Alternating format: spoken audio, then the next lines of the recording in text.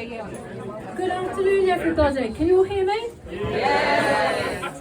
Good afternoon, and welcome to Good Friday, to 2025 ban hanging. The sun's shining. We've got a beautiful day for it, which is makes all the difference. So I'm just going to do a very quick hello and thank you all for coming today. Without all of you, our customers, we wouldn't be anything. I'd also like to say a big thank you to all our wonderful staff you can see behind the bar here. From our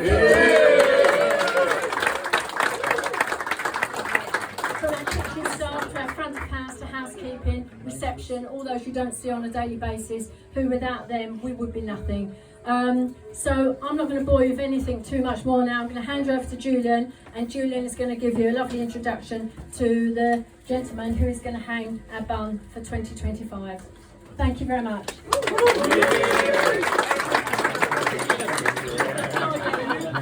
Thank you, Joe. It's my job to do the boring bit. Sorry. Lovely to see everybody here today. Thank you from all of us. Just echoing Joe's words. None of this happens without all of you. The community in the village, for the bell and for everything, it's all reliant on the support of all of you. So thank you so much. We're always very grateful for that. It's my huge pleasure to introduce the most important person in the room today, which is Ron Batty.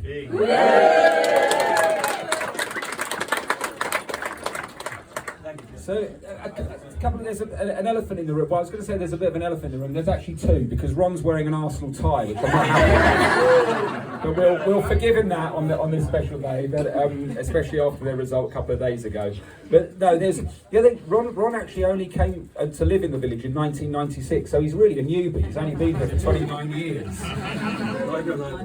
But we're going to forgive him that as well, because he had his first pint in the Bell in 1958. So that's not a bad innings. And I hope it was a pint of IPA, and he's certainly drunk a few more of those in here since then.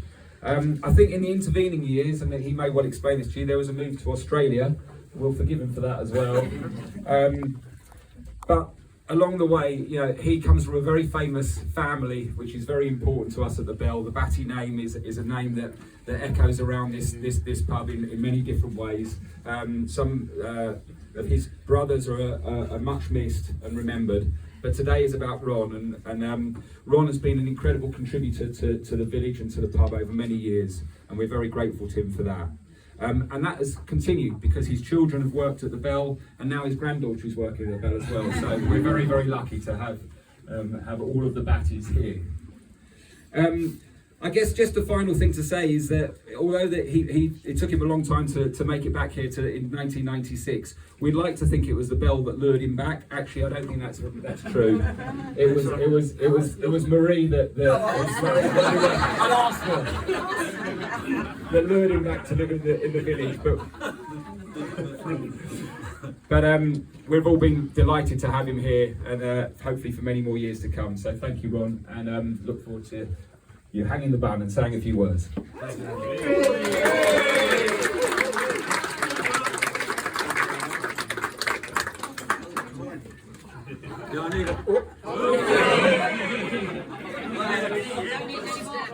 I need a couple. But it looks like a long speech, but it's not that long really. But anyway, just briefly as I go along. Can you hear me okay? Yeah. Great. First of all, I'd like to thank Julian and Joe for my introduction. It's fantastic. I've always enjoyed coming to the Bell, and also their brilliant staff. All these years have been here and gave us a very welcoming into this pub. You hear nowadays actually how important the pub is to the local community, and the Bell has certainly done that in our community, I feel anyway. And to me, there's an old saying, is second to none. My first drink, as Julian said, was in 1958. And it was quite different in those days, and actually Mr. and Mrs. Brunson, Christine's mum and dad, were running the pub at the time. And anyway, I always remember Hilda behind the bar. wearing slippers and cigarette in their mouth. And, it was a fantastic days and very good days. I was just a mob from the Royal Air Force actually in 1958, and which I did my 2 years of national service. And I caught the bus down from Grays. I lived in Grays at the time, actually born and bred in Grays, and catch the bus from down the hill and used to walk up to the Bell, because we were told that was the best place in Essex, which is very, very true. I think so anyway. In 1964, I did leave Australia. Four of my mates and myself, we saw an advert on TV that you could go for Australia for 10 quid, and we thought we could, that's great, you know, go there for a couple of years. And in fact, it's quite apt at the moment, because I see there's a program on BBC TV and about the Australian Palms, how they treat us and this type of thing. But I've seen a couple of the episodes, but they weren't quite as bad as that. We had a fantastic time actually as a youngster, I suppose. In those days, Beatles were very famous, and they all thought I knew John and all the Beatles, you know, it was fantastic. But anyway, we had a great time over there. In fact, 2 of my mates do live out there, and unfortunately 2 has died, but 2 still live out there, which I see quite regularly when I go and see them. As Julian said, I moved into Horndon in 1966 to live actually. 96, sorry. 96.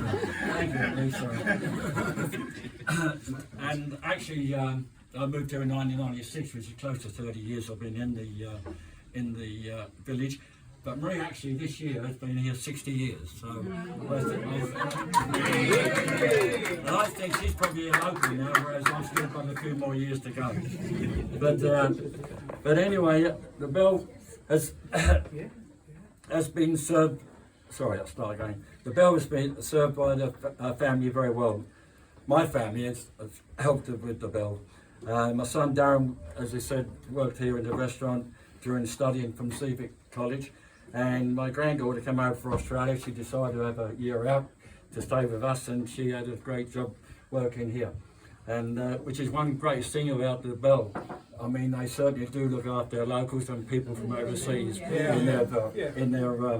on their pub throughout all these years. It's you know, it's very, very good. And in fact, Marie's son Richard actually was a pot boy here when Daphne was behind the bar quite a few years ago. And so the Mel has looked after them very well. And also, my brother Mel was the chief beer taster and wine taster. I've got to say a few words, of course, for JV we sadly missed. And I've got many, many, many stories to tell. It won't be that long, but it's just 2 I'd like to talk about anyway. I came back from Australia in 1978 for a holiday with my family, and anyway, we come up here for a great up to a restaurant, had a great dinner and everything. And anyway, towards the end of the evening, JV joined us, and he said, "Oh, you know, we're having a great time and everything." And he said, "You know, I see you're having a good time." He said, "But you know, it's getting late. I've got to go to bed." So he said, "Here's the honesty box. Here's the keys. Lock up and put the keys in the drawer over across the road," which we certainly did. And I don't think we can do that nowadays. It was fantastic. And there's another one I always remember. This is back to 1991, and in those days we used to go up to the Highbury. Obviously, as I said, I'm a big Arsenal supporter, and we used to go up to the Highbury, start here for a couple of beers, drive up to Highbury, and on our way back, of course, we popped into the Bell. But this year, in this particular time, we was at Wembley actually, and we played this team. I think it's about a mile north of Highbury, a team called Tottenham. Anyway, we came back here and we come to commiserate, I suppose, because we lost. They beat us 3-1. But we were here drinking champagne and everything. We did actually get quite loud. And JV came up to us and said, sorry lads, he said, I'm sorry, I'll go to ban you. So I have been banned. But what actually happened is about 2 weeks later, JV rang us up and said, you're allowed to come back, boys. And I think really because takings was down. That's right. But anyway, I'd just like quickly say, I'm nearly finished, and quickly say thank to all my friends who've come here today and here to support me. My immediate family all live in Australia, but we're waiting to receive hopefully the video we're taking.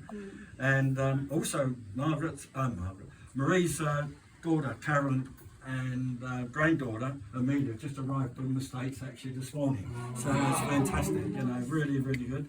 And Marie's son, Richard, and all his family are all here to support me as well. And but I think the rest of the family here, though, is to try and catch me if I fall off. But anyway, thanks again to the Bell staff. They do fantastic jobs. Especially Steve, I hear was here at 5 o'clock this morning, cooking all the crop cross buns, which I'm sure we're all going to enjoy very shortly. As we all know, as Julian said, they are important, and they are, I think, all the years I've been coming to this farm, it's been fantastic. The staff always welcome me all those years. And so now's the best part, is now to hang up the bun. So make sure I won't fall over. I think I'm going to go one more. Okay. Not bad for 87, is it?